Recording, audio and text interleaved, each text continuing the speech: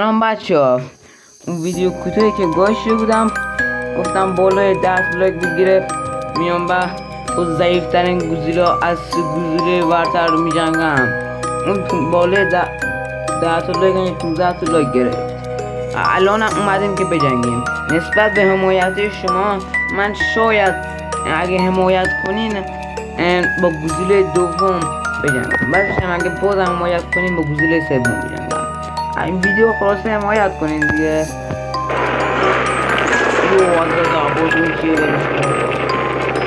ضعیف بریم که ببینیم چجوریه بچه. به نظرتون زورم میرسه؟ 1 2 3 بریم. شو بچه ها اینا این بچه ها زیر پاره من دارم له میشم بچه ها. بچه دفعه بعد قوی ترین لباس میپوشم با دومین گوزیلا میجنگم. انتقام این الانی که مردم رو میگیرم. دفعه بعد با قوی ترین لباس ها میام سراغت مردی که دیوز.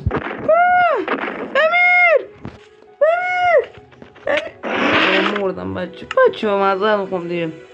لباس ندارایتی انگار زورش به نمیره. دفعه بعد لباسوی خود خدایان رو بردم میپوشم میام با اینا دعوا میکنم. عشق منین، حمایت کنین این ویدیو رو تا جنگ گوزیلا دوم ببینید.